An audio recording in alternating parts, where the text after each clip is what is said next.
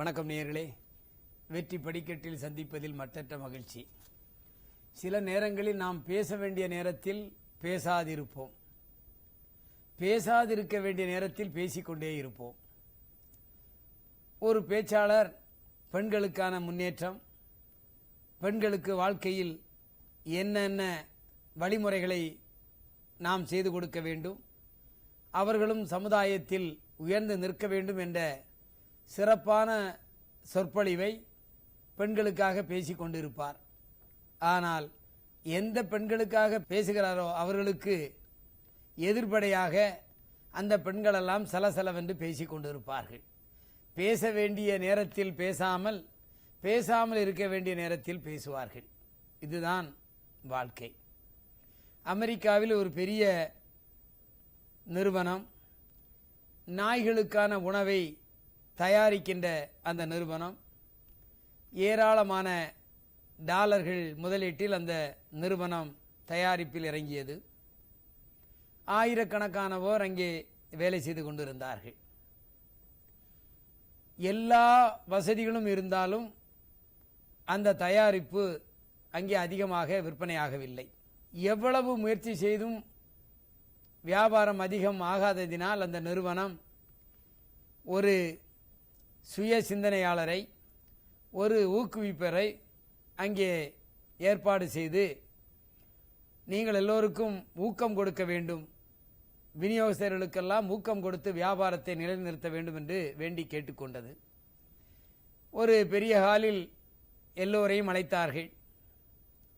அழைத்து அந்த விற்பனையை பெருக்க வேண்டும் என்று வந்த அந்த நபர் முதலில் ஒரு கேள்வியை கேட்டார்.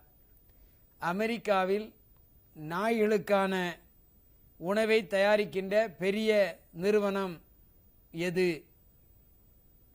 உடனே அங்கே இருந்தவர்கள் நாம் தான் என்று சொன்னார்கள். அதிகமாக விற்பனை நிலையங்களை வைத்திருக்கின்ற நிறுவனம் எது என்று கேட்டார். அதற்கும் நாம் தான் என்று சொன்னார்கள். அதிகமான வகைகளில் தொடர்புகளை ஏற்படுத்தி கொண்டு நெட்வொர்க் வைத்துக் கொண்டிருக்கின்ற நிறுவனம் எது என்று சொன்னார். அதற்கும் நாம் தான் என்று அவர்கள் பதில் சொன்னார்கள். எதற்கெடுத்தாலும் நாம் தான் நாம் தான் நாம் தான் என்று அவர்கள் ஆமோதித்தார்கள். அதன் பிறகு அவர் ஒரு கேள்வி கேட்டார். அப்படி என்று சொன்னால் நாம் தயாரிக்கின்ற அந்த நாய்களின் உணவு ஏன் அதிகமாக விற்பனையாகவில்லை என்று கேட்டார். யாருமே பதில் சொல்லவில்லை. அதிகமாக விளம்பரம் கொடுக்கின்ற நிறுவனமும் நாம் தான் என்றும் கேட்டார். அதற்கும் நாம் தான் என்று சொன்னார். ஆனால் ஏன் விற்கவில்லை என்று கேட்ட நேரத்தில் யாருமே பதில் சொல்லவில்லை.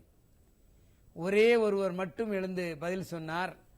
ஐயா, நீங்கள் சொன்ன புள்ளி விவரம், பெரிய கம்பெனி, அதிக நெட்வொர்க்கு, அதிக விளம்பரம், இதுவெல்லாம் மனிதர்களுக்குத்தான் தெரியும்.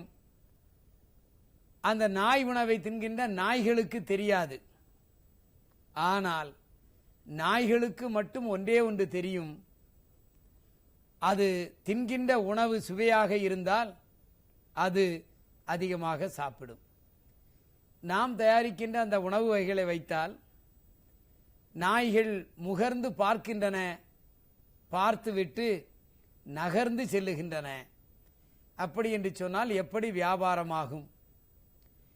பெரிய முதலீடு, அதிக நெட்வொர்க்கு, அதிக விளம்பரம் அத்தனையும் இருந்தாலும் அடிப்படையான அந்த நாய்கள் ருசியாக சாப்பிடுகின்ற அளவிற்கு நாம் தயாரிப்புகளை தயாரிக்க வேண்டும் என்று சொன்ன நேரத்தில் தான் அந்த மனிதருக்கு அடிப்படை என்பது தரம், தரமாக இருந்தால் பொருள் விற்பனையாகும்.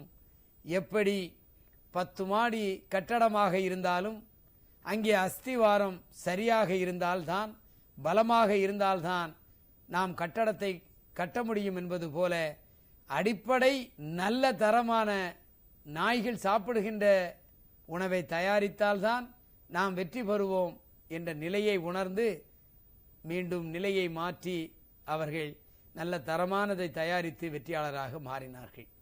எனவே எப்பொழுதும் தரம் நிரந்தரம் என்று நாம் போற்ற வேண்டும் என்று சொல்லி மீண்டும் உங்களை நாளை காலை 7 மணிக்கும் இரவு 7 மணிக்கும் சந்திக்கின்றேன். நன்றி, வணக்கம்.